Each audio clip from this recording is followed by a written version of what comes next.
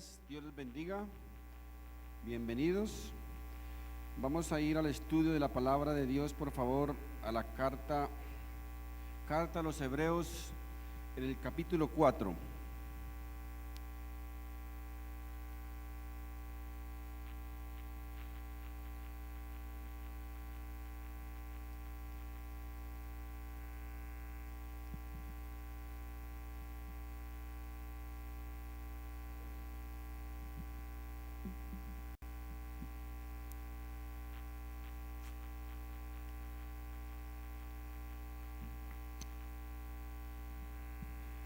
Carta a los Hebreos, capítulo 4, vamos a leer los versos 12 y 13.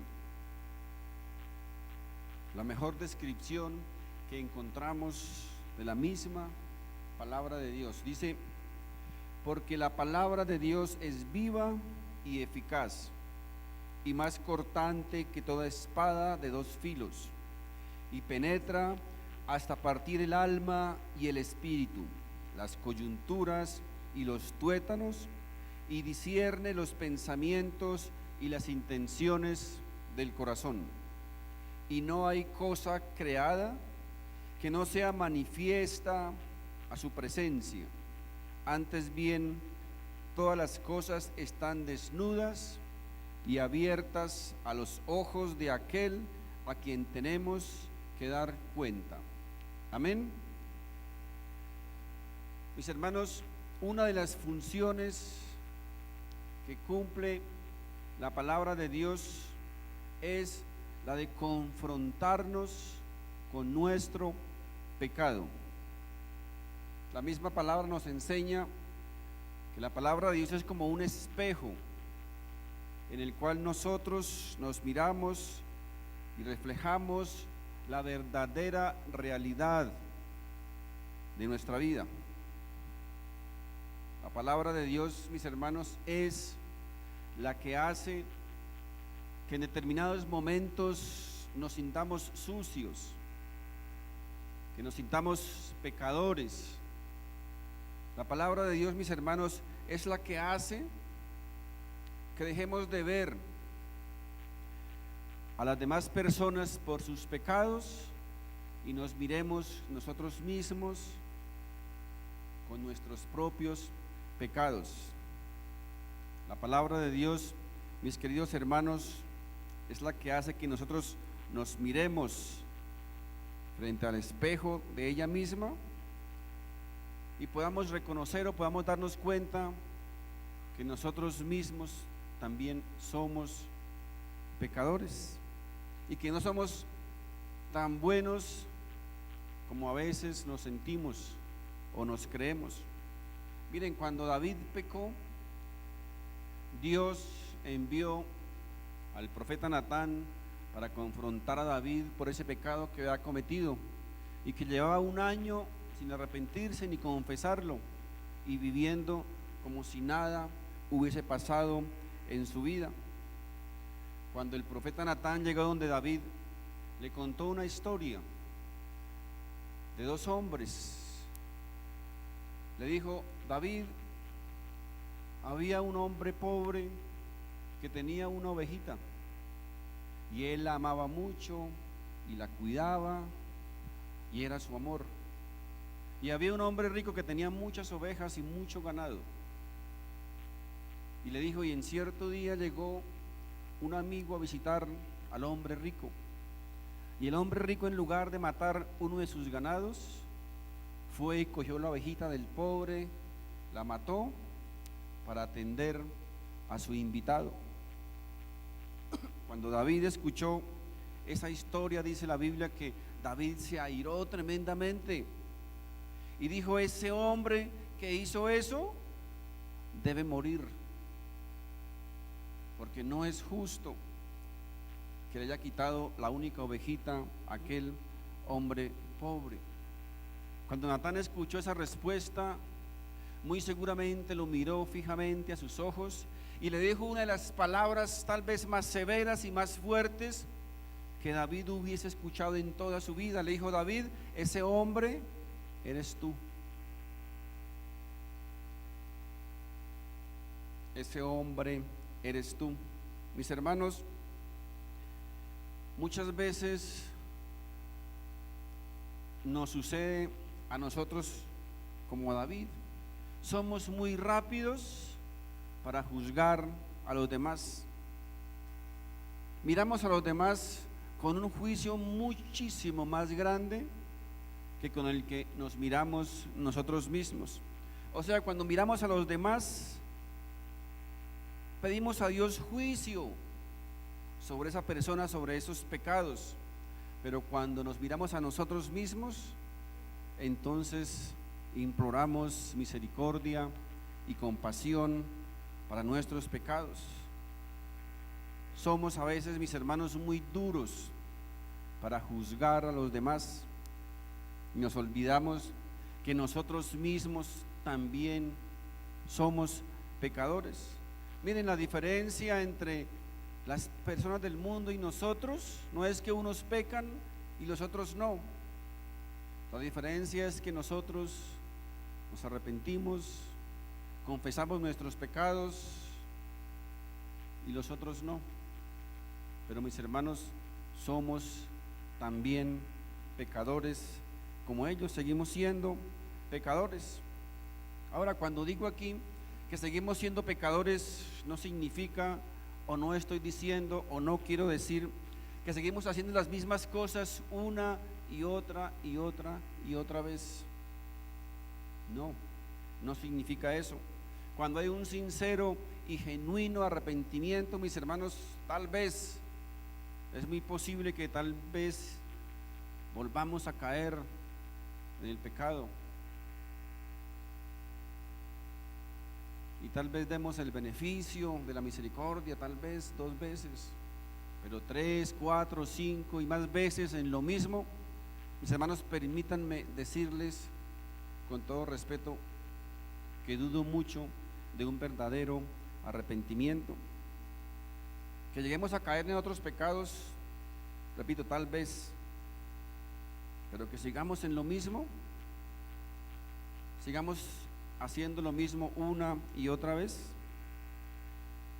Y lo digo porque la Biblia nos enseña a través de algunos ejemplos que no es así. Recuerden, David adulteró y David mató. David se arrepintió y nunca más lo volvió a hacer. Pablo perseguía a cristianos para matarlos.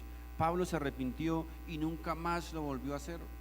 Mateo era un ladrón y Mateo se arrepintió y nunca más lo volvió a hacer.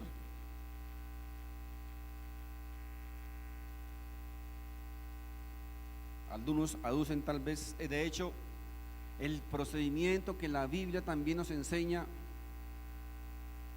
cuando se va a aplicar disciplina a un miembro de la congregación. Dice la Biblia que se dan 2 oportunidades y a la tercera vez que reincide en lo mismo, la Biblia manda expulsarlo de la congregación.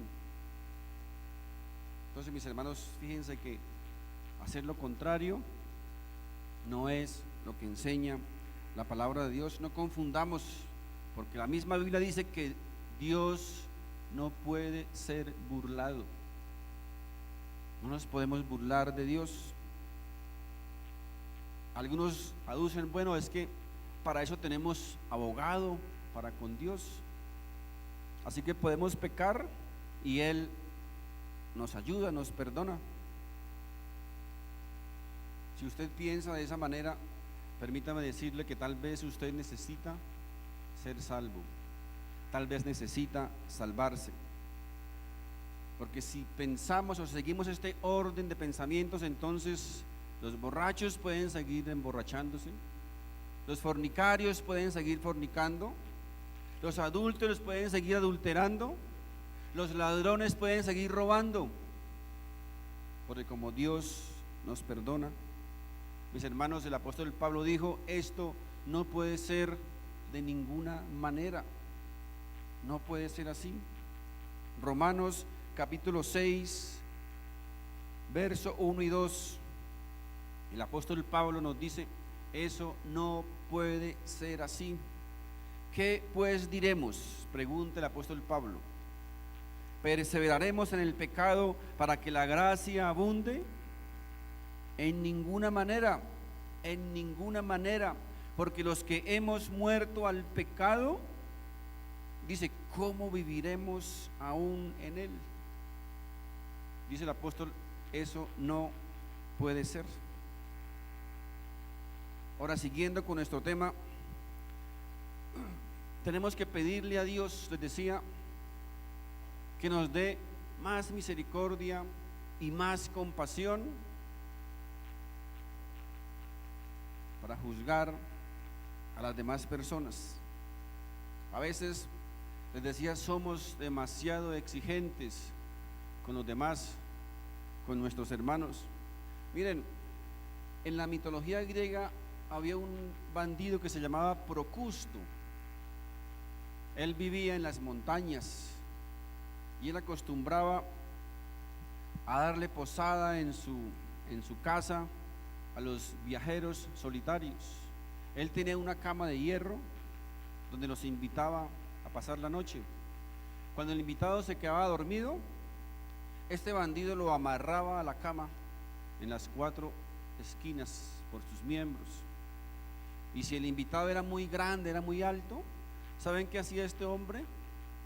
Le cortaba los miembros que le sobraban, sus piernas o aún su propia cabeza, para tratar de adaptarlo al tamaño de la cama. Y si el invitado era muy pequeño, entonces con un martillo le partía sus extremidades y lo estiraba, repito, para adaptarlo al tamaño de la cama. Y así, mis hermanos, a veces nosotros queremos ser como Procusto, queremos acondicionar a las personas a nuestra manera de pensar, a nuestra manera de ser. Queremos que actúen como nosotros, que piensen como nosotros y que se parezcan a nosotros en todas las cosas, y eso no debe ser así. Mis hermanos, les decía, la palabra de Dios nos confronta, la palabra de Dios nos examina, no a los de afuera, no a los de al lado. La palabra de Dios nos confronta a cada uno de nosotros con nuestros propios pecados, porque creo que muchos tenemos suficientes pecados como para tratar de lidiar con los de los demás. Esa es, les decía, una de las funciones de la palabra de Dios, confrontarnos a nosotros mismos con nuestros propios pecados. Cuando venimos a la iglesia, no esperemos a ver qué palabras dice el predicador para aplicársela al vecino, para decir, esa es la palabra para fulano o para sultanito. No, mis hermanos, recuerden, la palabra de Dios siempre quiere confrontarnos a nosotros mismos. La palabra de Dios, mis hermanos, habla a nuestra propia vida, y no podemos venir a la iglesia para esperar que la palabra de Dios hable y comencemos a analizar los pecados de los demás. No, la palabra de Dios, recuerde, la palabra de Dios nos confronta a nosotros, y venimos a la iglesia a ser confrontados por la palabra de Dios. Nos examine cómo está nuestra vida realmente delante de Dios.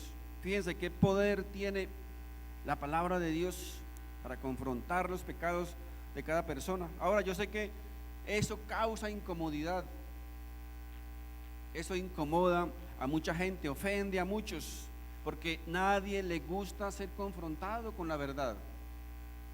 Muchos se disgustan y dicen, yo no vengo a la iglesia, no voy porque allá me exponen mis pecados. No, yo no conozco sus pecados. Si usted está siendo confrontado o es confrontado con la palabra de Dios, no es el predicador, es la función que hace la palabra de Dios de confrontarnos a cada uno de nosotros con nuestro propio pecado. Y eso, repito, disgusta y ofende a muchos. Pero cuando voy a la Biblia, por ejemplo, encuentro que Dios llama a las buenas obras de los hombres, los llama trapos de inmundicia. Dios nos dice siervos inútiles. El apóstol Pablo dijo, miserable de mí. Pero resulta que hoy día muchos se ofenden. ¿Por qué? Porque se creen muy buenos, muy perfectos. Pero ¿saben algo que hace también la palabra de Dios? La palabra de Dios tiene una particularidad especial, y es que la palabra de Dios ofende. La palabra de Dios ofende, ¿saben por qué? Porque la palabra de Dios va directamente a nuestro orgullo, a nuestro ego, a nuestra vanidad, a nuestra altivez. Y eso obviamente no gusta, eso obviamente ofende. La palabra de Dios nos confronta, la palabra de Dios nos golpea, la palabra de Dios nos examina, mis hermanos. La palabra de Dios nos enseña que el problema no está tanto en lo que nosotros hacemos, sino que el problema está dentro de cada uno de nosotros. El problema está dentro de cada uno de nosotros, mis queridos hermanos. Por eso muchas veces salimos tristes y quebrantados de la iglesia, no por el culto, no por el servicio, sino porque Dios muchas veces nos expone la realidad de nuestra propia vida. Y eso nos hace quebrantarnos delante de Dios. Lo grave está, mis hermanos, cuando alguien está aquí, cuando alguien viene a la iglesia y dice: eso no es para mí, yo estoy bien, eso es para el vecino, para el del lado. Yo soy buen esposo, soy buen hijo, soy buena madre, soy buena esposa, soy buen vecino, soy buen trabajador, soy lo mejor, es decir, soy perfecto, no tengo defectos. Mis hermanos, ahí sí hay un problema, porque la mejor señal, hoy la mejor señal de que necesitamos desesperadamente de Dios es cuando nos creemos que estamos bien, cuando creemos que no necesitamos nada, que ya lo hemos logrado todo, que ya hemos aprendido todo, que ya lo sé todo, que ya lo tengo todo, que yo lo hago todo. Ahí, mis hermanos, hay un problema con nuestro ego, con nuestro orgullo, con nuestra soberbia. Uno de los principales problemas, mis queridos hermanos, de la gente de hoy día es que la gente viene a la iglesia esperando que la hagan sentir bien, y resulta que cuando la palabra de Dios es expuesta y confrontado, entonces se da cuenta que no va a salir tan bien, porque la palabra de Dios, recuerden, nos expone aún lo más profundo de nuestro corazón. Así que cuando usted venga a la iglesia, cuando usted vuelva a la iglesia, si vuelve, tiene que estar preparado a ser confrontado por la palabra de Dios. Tiene que estar dispuesto a que la palabra de Dios lo examine.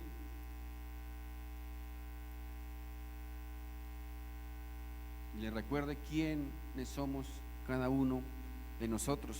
El profeta Natán, cuando confrontó a David, lo hizo por un caso específico.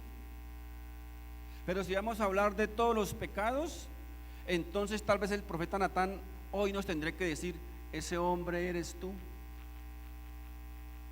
esa mujer eres tú.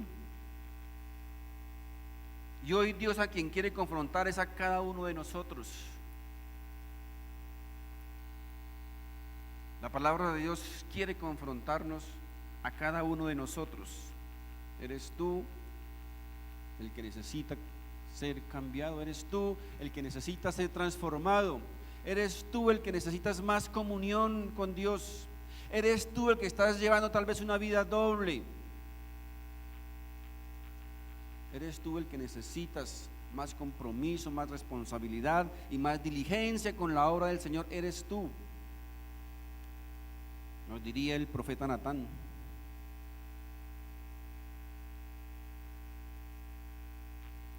Para que cada uno de nosotros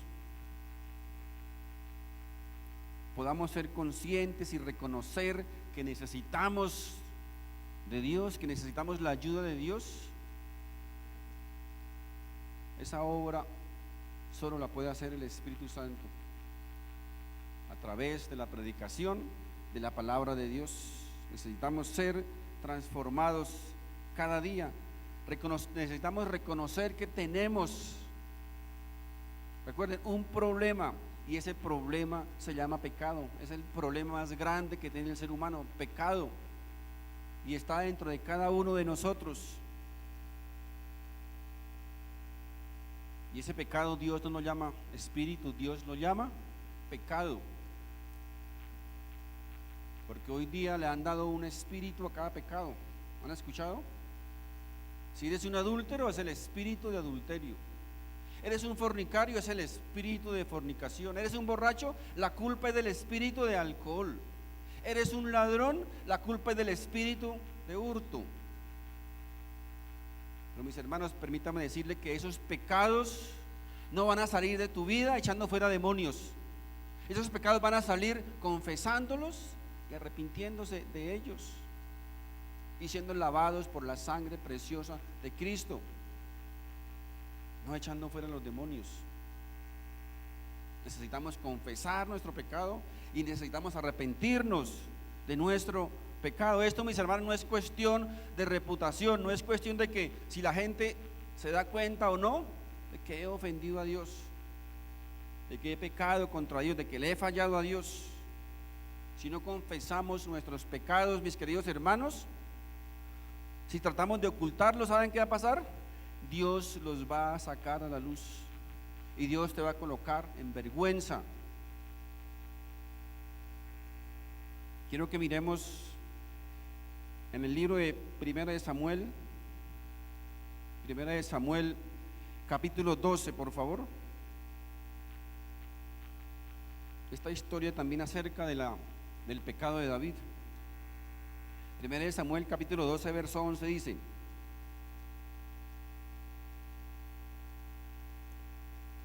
le dijo el profeta Natán, leyó la palabra de Dios: así ha dicho Jehová, diciéndole a David: he aquí, yo haré levantar el mal sobre ti de tu misma casa, y tomaré tus mujeres delante de tus ojos, y las daré a tu prójimo, el cual yacerá con tus mujeres a la vista del sol. ¿Saben por qué Dios iba a hacer eso? Porque tú lo hiciste en secreto, mas yo haré esto delante de todo Israel y a pleno sol. O sea, Dios nos dice: tú has intentado tapar tu pecado, tú has intentado guardar tu reputación a costa de deshonrar mi corazón, a costa de desagradarme a mí, has tratado de tapar ese pecado. Pues dice el Señor: pues yo voy a hacer que ese pecado se vea a la luz. Yo voy a sacar a la luz ese pecado. Dice: te voy a hacer pasar vergüenza, te voy a humillar. ¿Saben por qué? Porque para poder trabajar con tu corazón, ese corazón necesita ser quebrantado. Así dice el Señor. Les recuerdo que Dios es experto en sacar a la luz las cosas ocultas. Miren, por más que trates de esconderlas debajo de la cama, Dios las saca y las coloca encima, porque a Dios le gustan las cosas claras, no le gusta lo oculto, le gustan las cosas transparentes. Quiere que seamos lo más transparentes posibles. Mis hermanos, yo siempre he tratado de ser lo más sincero posible. Cuando estoy enojado, se me nota. Cuando estoy triste, se me nota. Cuando estoy alegre, también se me nota. Cuando estoy preocupado, se me nota. A veces, tal vez pueda llegar a ser cuestionado por eso, porque me dicen o me dirán, tal vez, pero yo siendo el pastor, tengo que estar siempre alegre, feliz, tengo que estar fuerte en todo momento. Pero mis hermanos, si eso fuera así, si yo hiciera eso, estaría mostrando un hombre que no existe. Estaría tratando de mostrar un superhéroe, tal vez de las tiras cómicas, que no existe, que no es real. Un hombre que no se entristece, que no se enferma, que no se preocupa, que tal vez algún día no le llega la depre. Mis hermanos, algo que no es real, que no es real.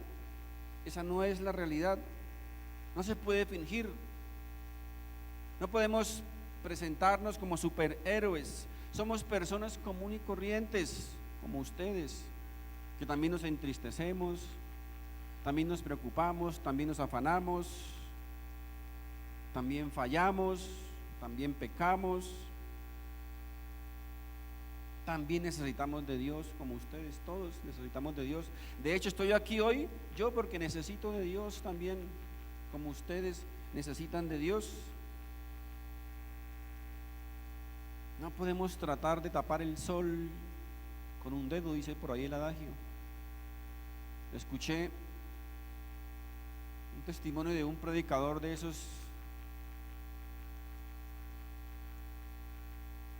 que decretan y declaran sanidad y sacan en espíritus de enfermedad y que enseñan que el cristiano no se puede enfermar.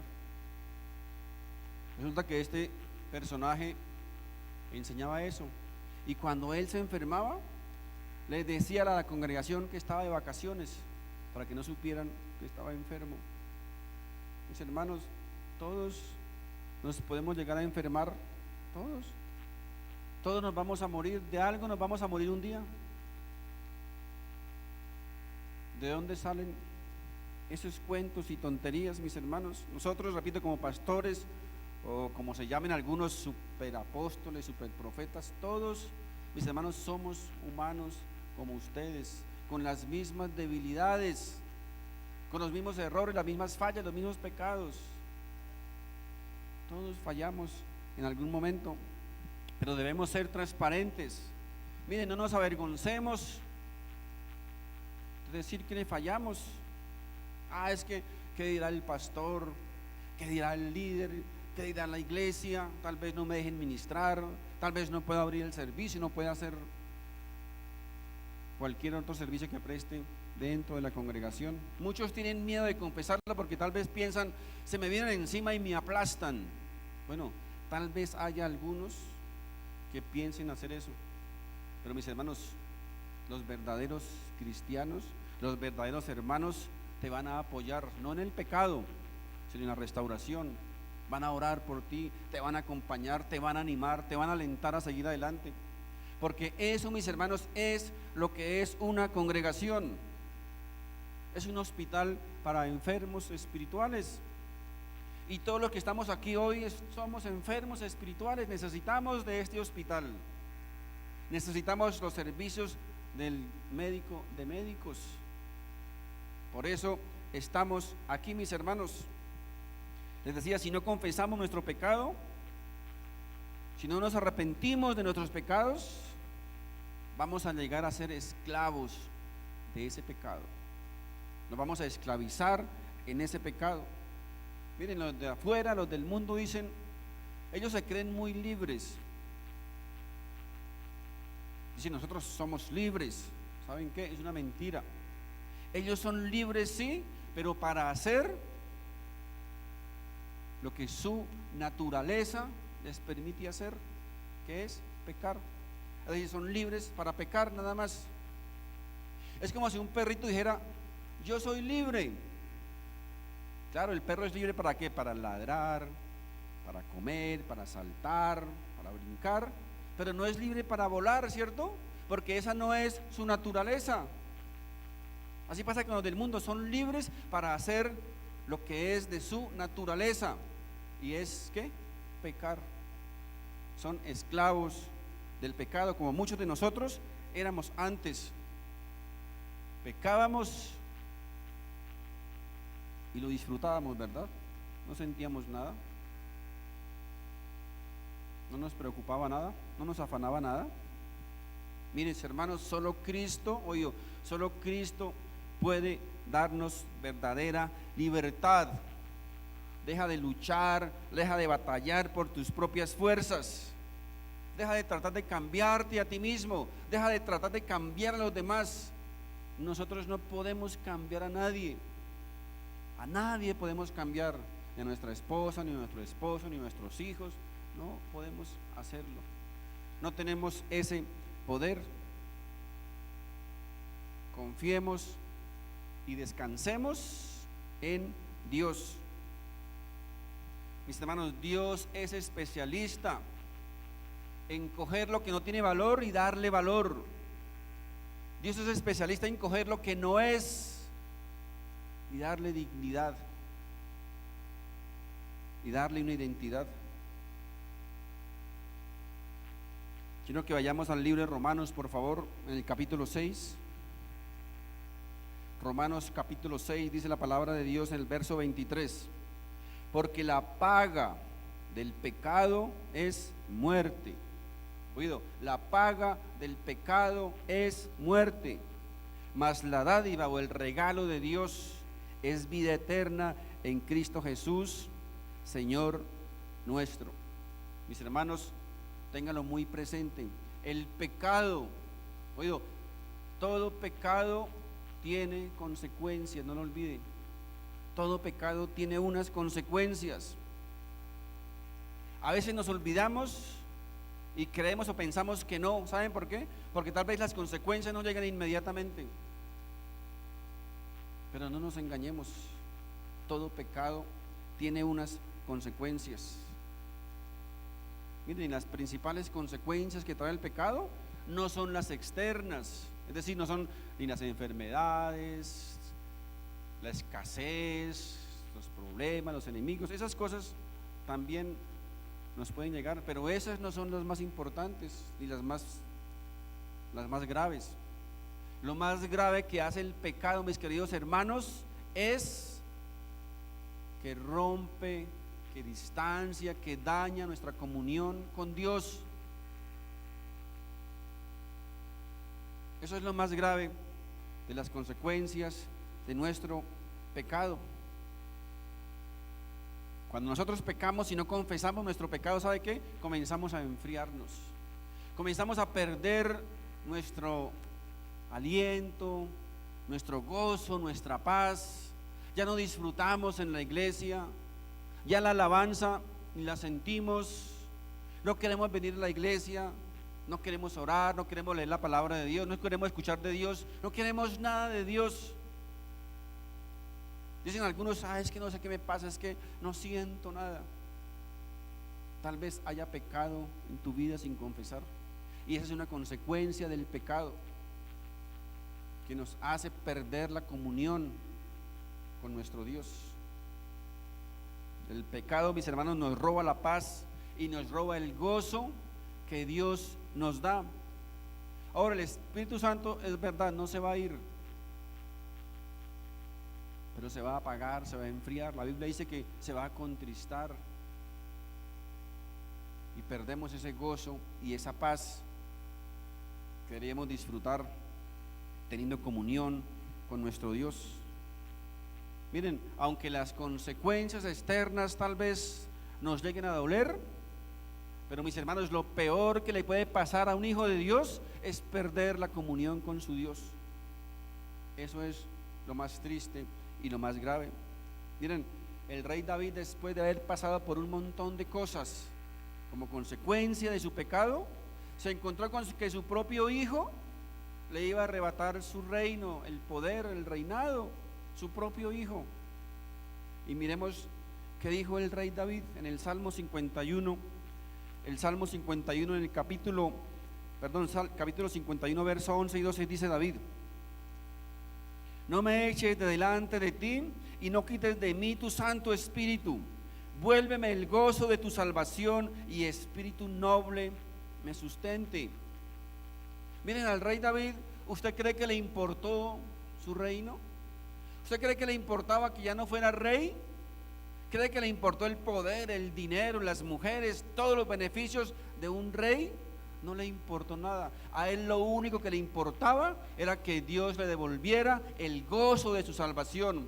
Le importaba tener una comunión, restaurar su comunión con Dios. Era lo único que al rey David le importaba. Muchas veces nos hemos preguntado cómo David, con ese pecado que cometió, ¿cómo puede llamarse un hombre conforme al corazón de Dios? Y la respuesta, mis hermanos, está aquí. A él lo único que le importaba era su comunión con su Dios. Lo demás no le importaba. Mis hermanos, un hombre o una mujer conforme al corazón de Dios no es aquel o no es aquella que nunca falla, sino es aquella persona que aún, a pesar de sus errores, de sus pecados, de sus fallas, se levanta nuevamente y busca a Dios en humillación y en arrepentimiento para restaurar su comunión con su Padre. Eso es un hombre y una mujer conforme al corazón de Dios. Porque resulta que hay gente que no le importa su comunión con Dios, no le importa perder su comunión con Dios, A ellos les importa, ¿sabe qué? Les importa su reputación. Es decir, engaño a mi esposa y no importa que si pierda mi comunión con Dios, no me importa. A mí lo que me importa es que mi esposa no se dé cuenta. A mí lo que me importa es que no sepan que yo hice esto o aquello, pero mi comunión con Dios no me importa. Mis hermanos, ¿saben por qué tenemos que amar a nuestra esposa a propósito? ¿Saben por qué? No porque la Biblia lo diga, no porque el pastor lo diga. Debemos amar a nuestra esposa porque amamos a Dios. Mujeres, ¿saben por qué ustedes deben sujetarse a sus esposos? No porque la Biblia lo diga, no porque el pastor lo diga, porque aman a Dios. El amor debe ser la mayor motivación por la cual nosotros obedecemos a Dios. Si hay otra motivación, está equivocada. Porque amamos a Dios.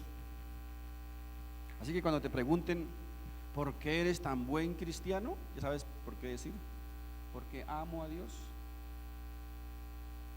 Porque amo a Dios. Esa es mi motivación. Mis hermanos, les recuerdo, nunca traten de ignorar el pecado, y nunca traten de ignorar que el pecado, todo pecado, tiene unas consecuencias. Hay algunas consecuencias que son suaves, leves, pero hay otras consecuencias que son para toda la vida. Nos van a acompañar toda la vida. Miren, cuando una persona está realmente arrepentida, realmente le ha dolido ofender a Dios, esa persona nunca se va a enfadar con las consecuencias de ese pecado, porque esa persona reconoce que lo merecía, que era justo. Pero mis hermanos, cuando hay altivez, cuando hay orgullo, cuando hay soberbia y vienen las consecuencias, ¿sabe qué decimos? ¿Pero por qué a mí? ¿Por qué Dios? ¿Por qué esto a mí? ¿Acaso tú no eres un Dios de misericordia? ¿Dónde está tu amor, Dios? ¿Dónde está tu bondad? ¿Por qué a mí?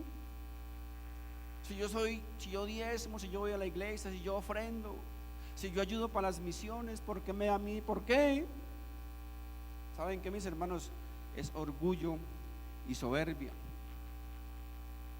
Y este es el punto que quiero tratar ahora. ¿Responde Dios todas nuestras oraciones? ¿Se han preguntado eso? ¿Responde Dios todas nuestras oraciones? Bueno, yo podría decirles que Dios sí responde todas nuestras oraciones. Lo que pasa es que Él no las responde muchas veces como nosotros queremos, o como nosotros se nos antoja. A veces Dios dice no, ¿cierto? Y el no casi a ninguno nos gusta, porque todos queremos un sí. Cuando nos dicen no, obviamente no nos gusta. Ahora, Dios no está obligado a decir sí a todo. Dios no está obligado a hacer siempre nuestra voluntad. ¿Por qué? ¿Dónde dice y quién dijo eso? Miren, el mejor modelo de oración en la Biblia no es el Padre Nuestro. El mejor modelo de oración lo encontramos, ¿saben dónde? En Getsemaní, de la boca del mismo Señor Jesucristo, y quiero que lo miremos. Está en Lucas capítulo 22. Lucas capítulo 22.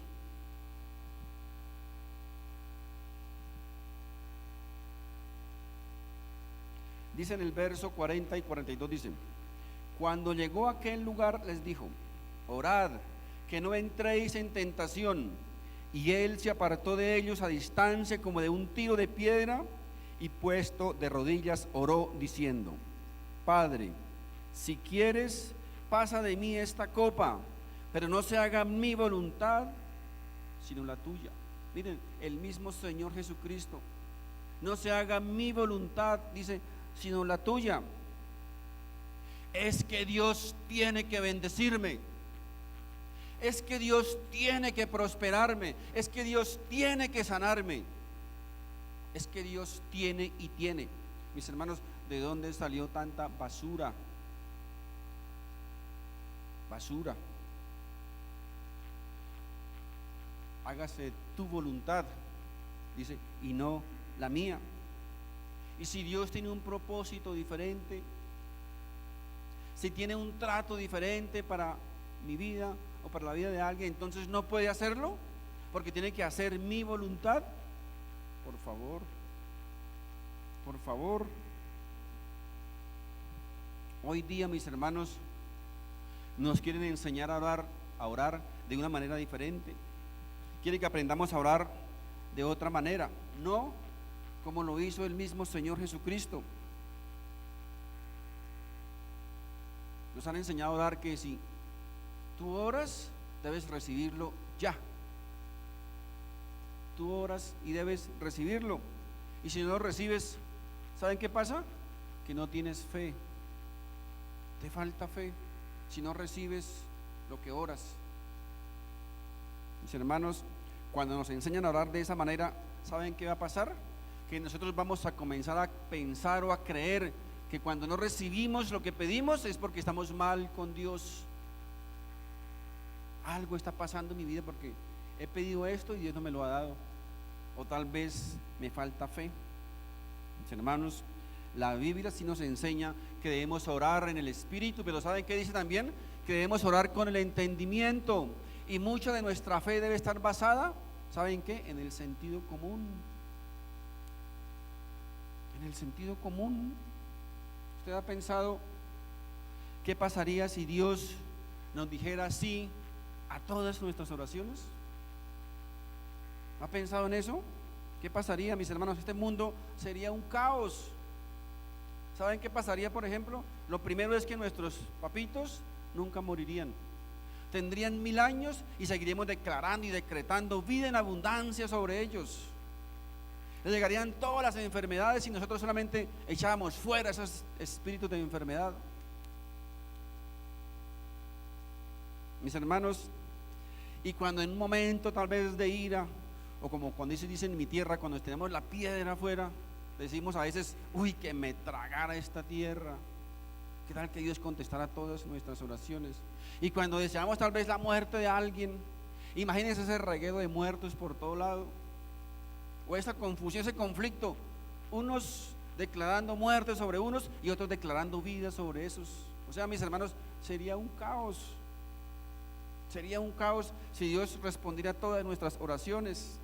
Gracias a Dios que Él es soberano y hace lo que Él quiere, no lo que los hombres le ordenemos o le digamos que debe hacer. Gracias a Dios que Él es Señor y yo soy siervo. Gracias a Dios que Él es creador y yo soy criatura. Porque si tuviera ese poder que enseñan los carismáticos por ahí, mis hermanos, el mundo estaría al revés. Estaría todo al revés. Pero dicen algunos, no, pero es que la Biblia dice que todo lo que pidierais en su nombre lo recibiréis. Mis hermanos, vengan a hermenéutica y estudiamos manipulación, mala interpretación, textos sacados de contexto, pero no dice eso. Mis hermanos, les recuerdo algo, nuestra oración no es para forzar la voluntad de Dios, no es para forzar el brazo de Dios y hacerlo decir sí. Esa no es la razón, la función de nuestra oración. Cuando aprendamos esto, vamos a entender que muchas veces, mis queridos hermanos, aunque nos duela, lo mejor para nosotros es que Dios nos responda muchas de nuestras oraciones. Un día vamos a entender eso.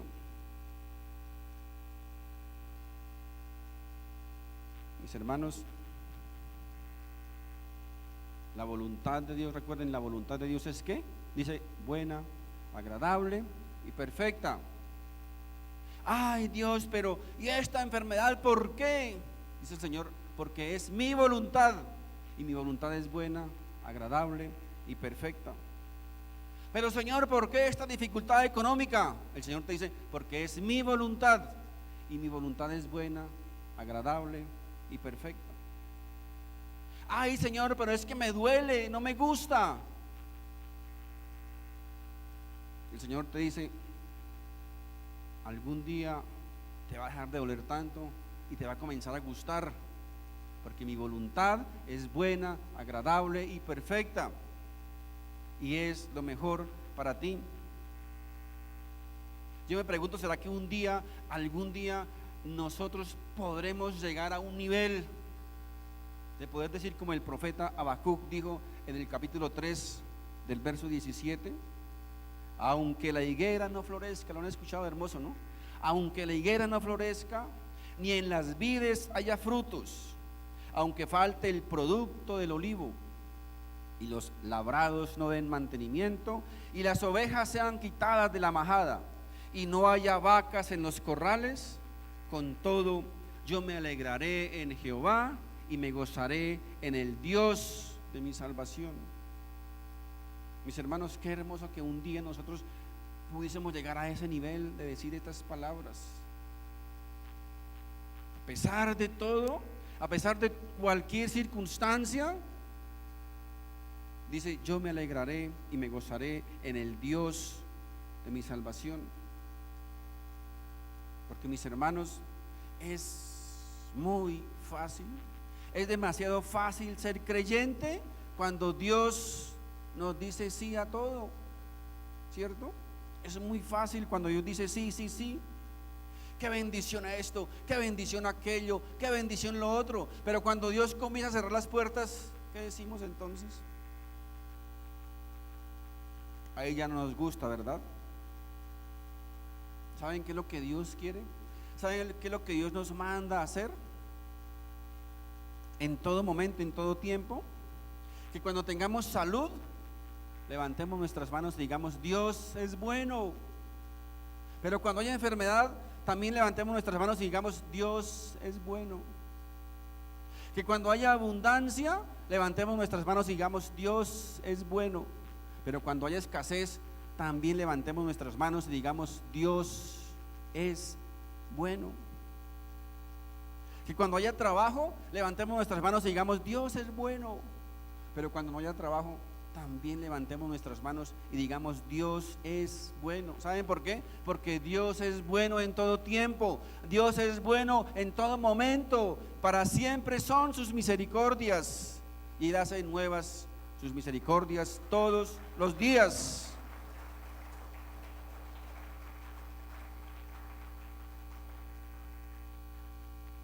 Mis hermanos, Dios no cambia. Dios no cambia. No es que un día Dios es bueno y otro día Dios se levanta de mal humor y me hace sentir mal y me castiga. No, Dios es bueno. Lo que pasa es que nosotros evaluamos a Dios de acuerdo a las circunstancias que estamos viviendo, ¿cierto? De acuerdo a lo que nos está pasando, así evaluamos a Dios. Les voy a dar un ejemplo. Imagínense que un día muere una persona en la congregación, pero ese mismo día nace un bebecito de una mamita que era casi estéril, nunca podía tener hijos. Entonces usted imagínese, la mitad de la congregación en el cementerio, ¿cierto?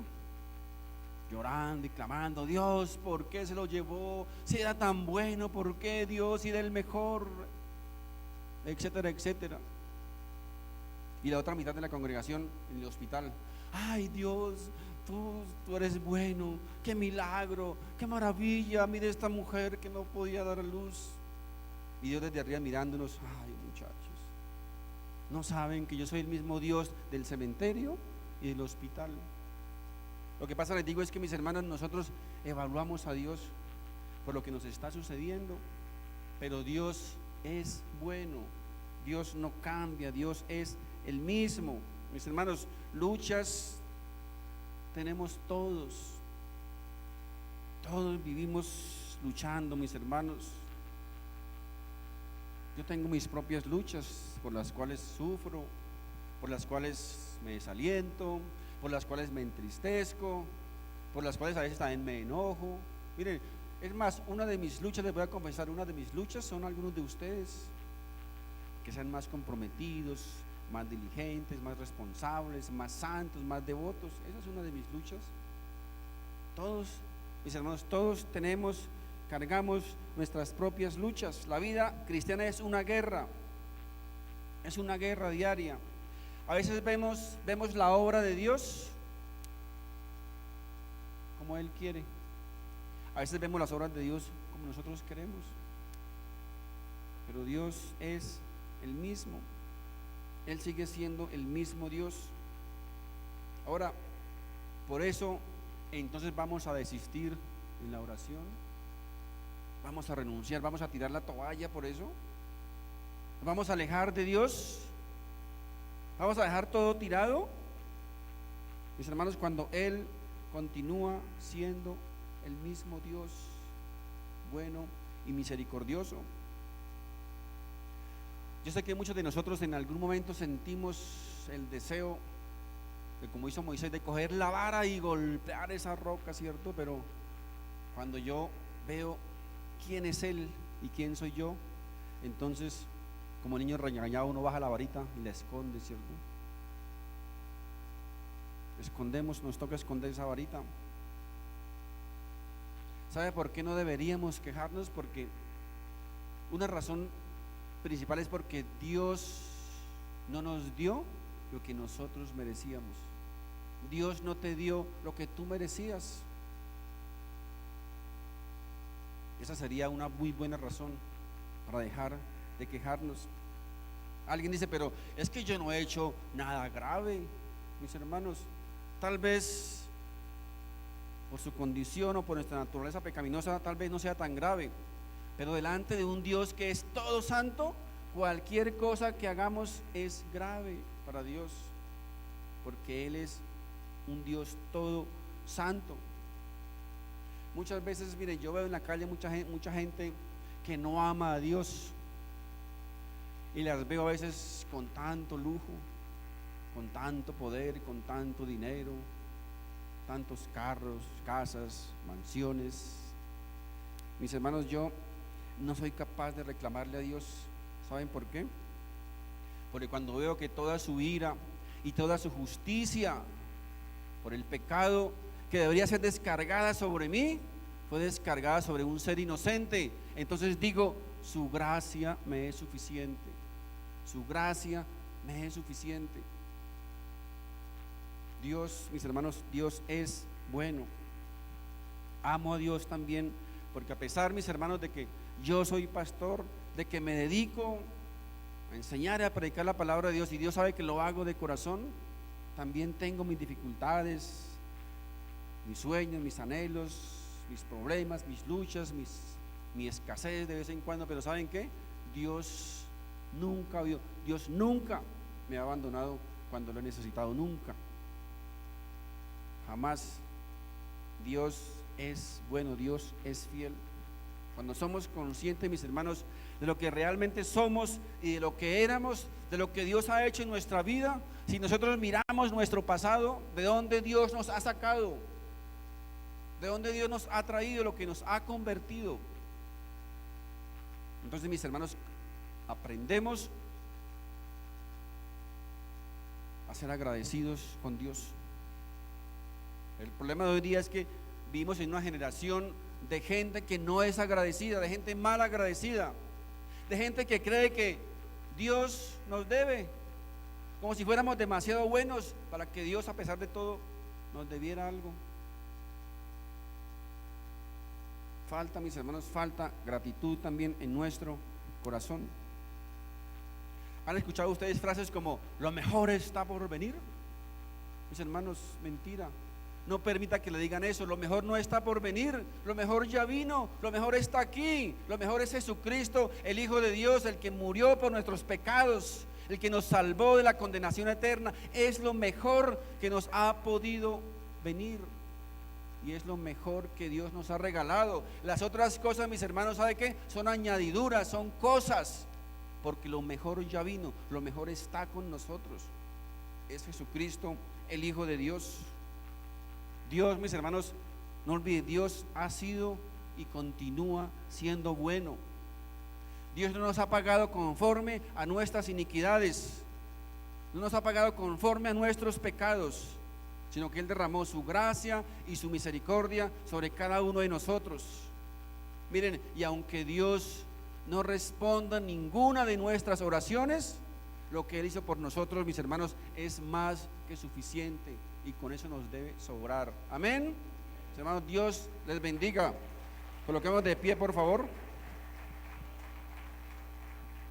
Padre Santo, en el nombre de Jesús, nuestro Rey y nuestro Salvador, queremos decirte gracias, Padre. Gracias por tu misericordia, gracias por tu gracia derramada sobre tus hijos, y gracias, Padre Santo, porque hoy hemos aprendido, hoy tú nos has hablado, nos has confrontado, nos has examinado, y hoy podemos entender y saber y confiar que tú eres bueno, que tú eres bueno, que tus misericordias son nuevas cada mañana, que tú eres el mismo ayer, hoy y siempre, que tú eres, Padre Santo, y continúas siendo nuestro Dios y nuestro Salvador. Padre Santo, gracias. Gracias, Dios mío, Señor, por tu amor. Gracias, Dios mío, Señor, por tu palabra, que es ese alimento para nuestro espíritu, que es ese bálsamo para nuestro cuerpo, que es esa agua, Señor, que viene del cielo para la sed de este mundo, que es ese pan que bajó del cielo para satisfacer, Señor, la necesidad y el hambre del hombre. Gracias, amado Jesús. Dios mío, hoy queremos, Señor, pedirte perdón por nuestro pecado, por nuestra maldad, por nuestra desobediencia, por nuestra infidelidad. Hoy queremos pedirte perdón, Padre Santo, porque tal vez muchas veces hemos cuestionado, Señor, tu manera de gobernar, tu manera de ser soberano. Hoy queremos pedirte perdón, Padre Santo, porque tal vez muchas veces hemos pensado, hemos creído y hemos cuestionado, Señor, tu voluntad. Cuando tú nos has enseñado hoy que tu voluntad es buena, es agradable y es perfecta. Ayúdanos, por el contrario, Padre Santo, a poder entender, a poder discernir, Señor, tu voluntad y tu propósito en cada una de nuestras vidas. Ayúdanos a poder discernir, Padre Santo, que cuando tú nos dices no, es para nuestro bien. Igualmente, cuando nos dices sí, es para nuestro bien, porque tú siempre quieres lo mejor para nosotros. Dios mío, hoy oro, Padre Santo, por este grupo de tus hijos que estamos en este lugar. Tú sabes mejor que nadie, Padre Santo, que cada uno de nosotros tenemos en nuestro corazón nuestras necesidades, nuestros sueños, nuestros anhelos, nuestras peticiones, nuestros proyectos. Padre Santo, hoy queremos colocarlos delante de ti, Señor, pero decirte, como dijo el Señor Jesucristo, Señor, si es posible, concédenos estos deseos y estas peticiones, pero si no, Señor, que se haga tu voluntad y no la nuestra.